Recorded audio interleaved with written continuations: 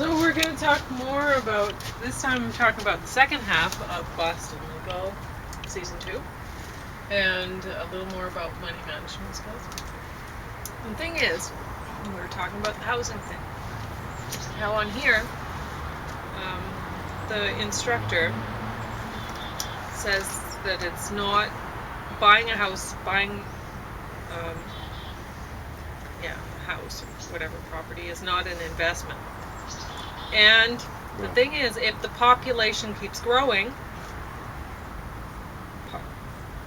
any amount of land is going to be an investment. But what happens if all of a sudden, who knows what will happen with COVID or with the next? I mean, people think, oh well, this will just be over with really fast. Or some people believe that it's already over with, or it never started. I mean, honestly, people are really they don't have a grasp on what's happening here. Yeah. And a lot of people have tried to, like politicians, trying to link what happened with oil prices in Canada was the fault of the Trudeau government or whatever. And we were listening Jason on Kennedy, that, and it was Kenny and Company. What an idiot. Well, I think it was Spear who was saying. Yeah, but anyway, believe me, he's just which buying is ridiculous. I mean, if you look into, this is very recent history, so this is very easy to find. If you look back, there was the whole thing with Russia and Saudi Arabia and flooding the market with oil, and then all of a sudden, below $0 oil prices, so we were actually paying people to take oil. Not we. No. Not we. Yeah. Canadians. We went out. Specific Canadians. I was so innocent. I thought, okay, we're going to get 50% of the former price. No way. Instead of 50 cents, it was like 75 cents or more. So they were paying. Specific Canadians were using Canadian dollars to pay other people to take Canadian oil, which is interesting because there are Canadians who could use the oil, but no, it was not being offered to Canadians, which is interesting, right? And too interesting. So there's all this stuff going on, and it's being ignored. All of this is being ignored somehow. I mean, it's totally the hugest scandal, right? But somehow it doesn't get coverage. And anyway, so what will happen with COVID? You don't know, right? With this winter, Canada, will our population really go down? Already, we've lost how many people, James? It's getting around 10,000. We'll say 9,000. It's a lot of people. And I think the lion's share of the people that have died from COVID have been in Quebec, eh? Yeah. Maybe half. I don't know. Yeah. Something like that. Mm-hmm. Quite a few. Unacceptable, really. Oh, a lot of Catholics there. Well, it's I think more the Latin thing. I think Latins maybe have a smaller social distance, but who knows what all is involved. I don't think of the Quebecers as being... they had their own little populist government. It was kind of populist Catholic. I think it's Union Nationale under Duplessis, and it was awful, really. It didn't really change until 1960. But what he's saying may be correct if the population all of a sudden starts going down. Yeah. If the population goes down, then land prices, I mean, they may not be worth it as much. And it depends on where the land is, too.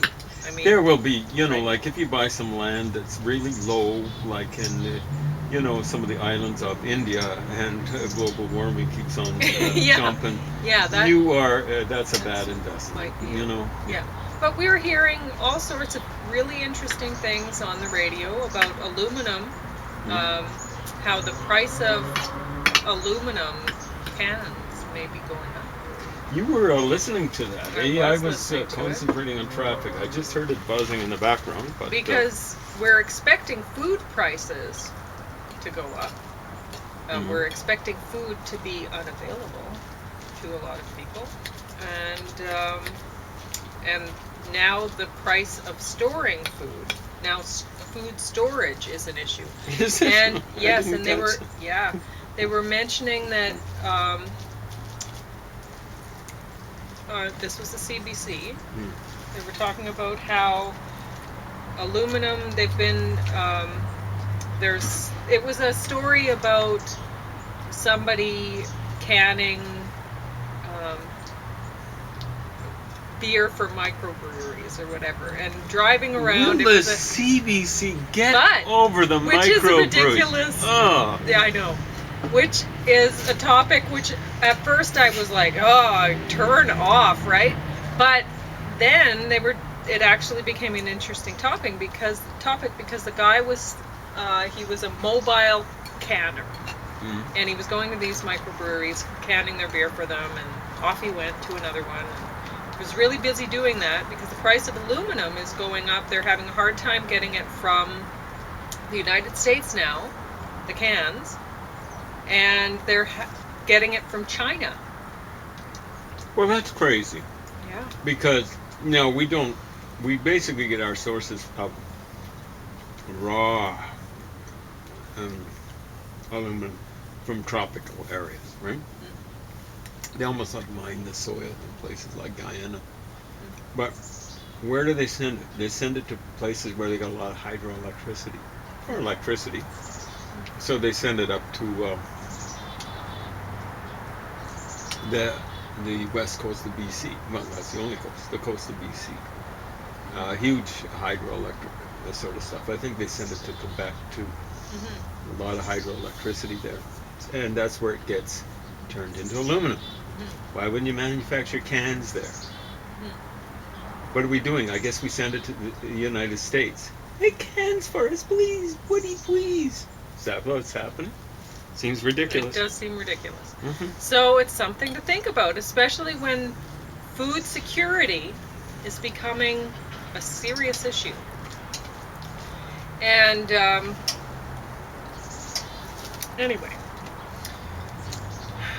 but there are alternatives to aluminum cans. You can use glass to preserve food, and it's,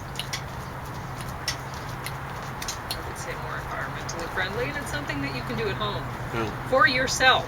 I'd be a little bit scared of aluminum. I don't know if it's bad for you.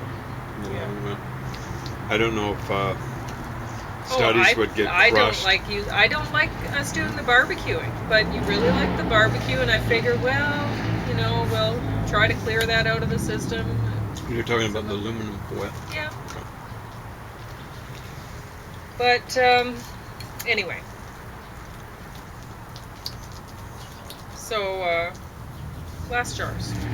Think about home canning this fall, because you may not have an option for food in all of a sudden December. The grocery shelves may be bare. You don't know what's going to happen. Prepare. And there was somebody on the radio today talking about vulnerability, how it's a good thing, and it's good to realize that whatever. The thing that's good about vulnerability is seeing it honestly, recognizing that you are vulnerable, recognizing how vulnerable you are and why, and then preparing for it. That you have to acknowledge the fact that you're vulnerable so that you can actually make realistic choices that may protect that vulnerability. Anyway, Boston Legal. Was that a poem that guy was? It was prose. It was good prose, but it wasn't good poetry. Anyway, so I'm going to talk about a specific episode on the second half of season 2 of Boston Legals. And it was about a clinic in We just got back from hiking. I'm really hot. I just drank my smoothie really fast, but it didn't cool me off enough. I'm gonna have to make myself another one. Refresh my mind about this clinic. What was it like? It was in I'll try to figure. Nepal. Oh, there it was. There we go. Yeah. And there was a woman who had went to the clinic, and they didn't have the equipment that was needed for the cesarean section that she required, and so she started hemorrhaging, and her baby boy ended up dying, and she wanted the American government to compensate, to give, because what had happened is the clinic was funded by American dollars. They had given foreign aid to this clinic, and then they had taken the foreign aid away because the clinic put up a poster that advertised a woman's choice, a woman trying to promote that women's choice. So it was like promoting abortion, really, is how the American government was seeing it, and they didn't want to promote abortion at this clinic in Nepal. And how we were led to see this issue with Boston Legal is that the American government didn't, they allowed abortion home, but they didn't want to allow abortion at these clinics, and this is,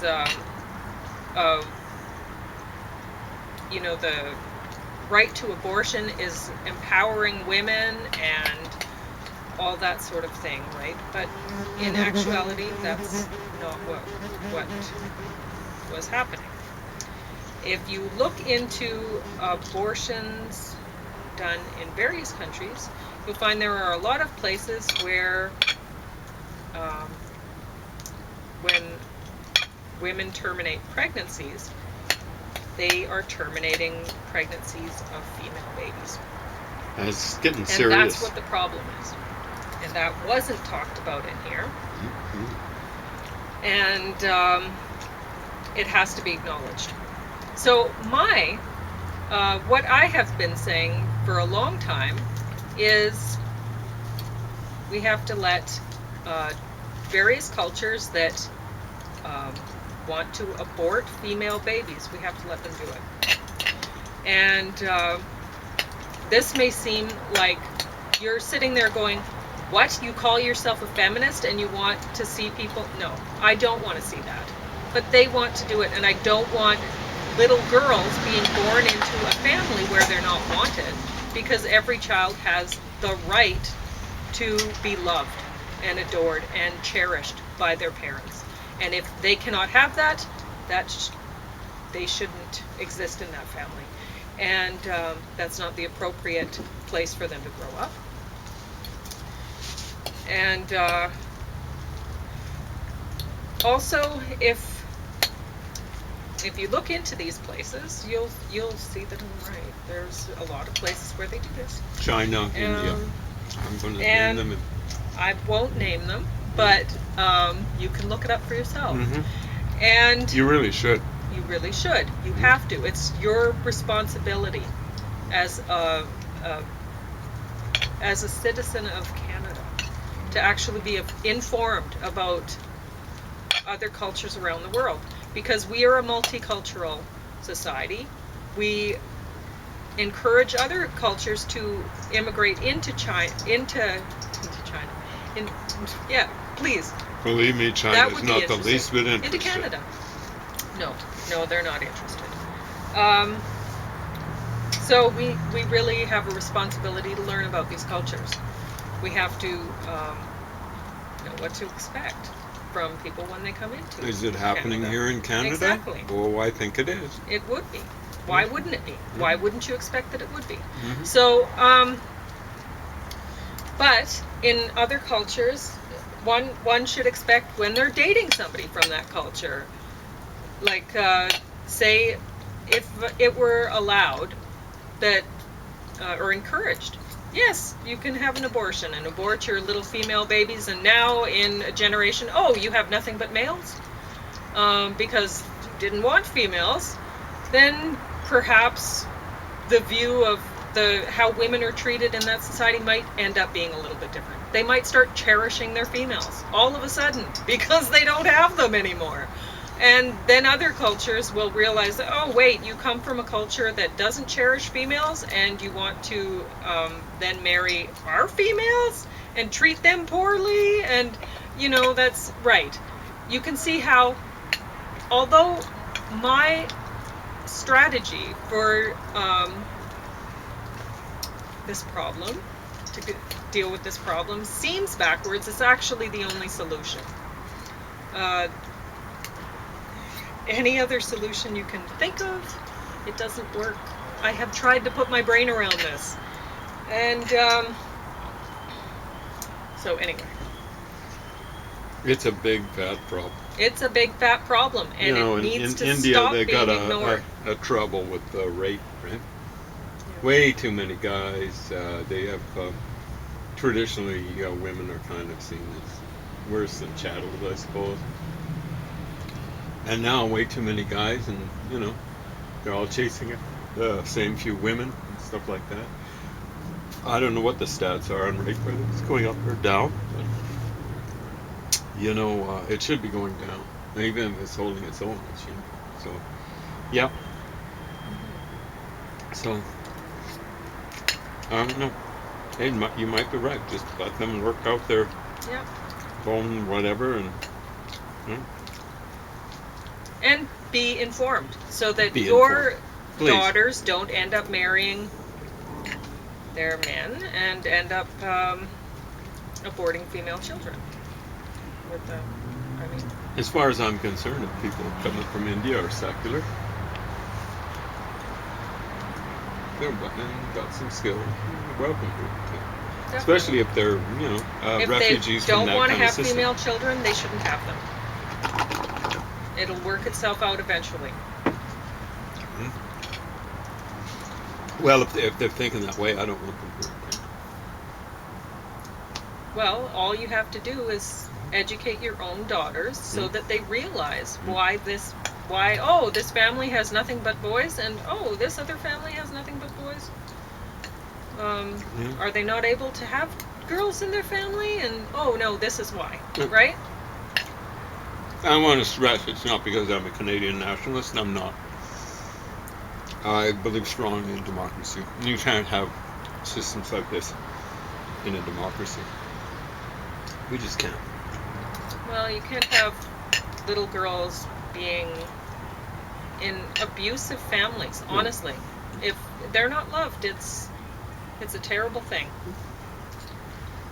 We can't have democracy and have people being consigned, slightly different issue, consigned to certain occupations based on their birth, based on their skin color. We just can't have democracy. And that's where multiculturalism clashes with democracy. And really what it is, as I was just saying yesterday, is polyculturalism. The people who believe in multiculturalism are uniculturalists because they're just going around saying, we're a multicultural society. Every culture believes in peace, love, and flowers. It's like the eternal summer of love, 1967, all over the world, forever. Okay. Fantasy. So, I'm going to make another smoothie with Saskatoons and honey. Do you want? I could use another. Thanks. I've been putting the honey in the sour cherry Saskatoon ones because it's just not as sweet as mango. So I know James won't drink it if I don't put honey in it. Yeah, you're probably right. So that's all I was going to talk about with that. Is I do enjoy watching Boston, and but it's not always.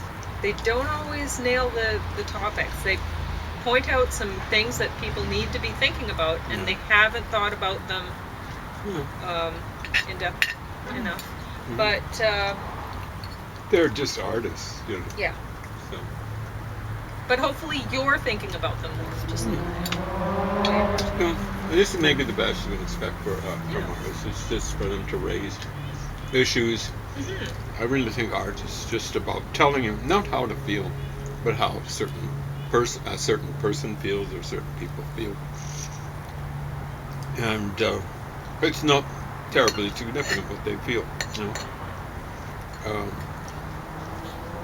But it behooves us to do is look at the issues they raise and stuff like that, and do some research, and keep on doing research, and start figuring out how you should be feeling. And and don't have some silly artist tell you how you should You're feel. losing your popsicle. I don't know.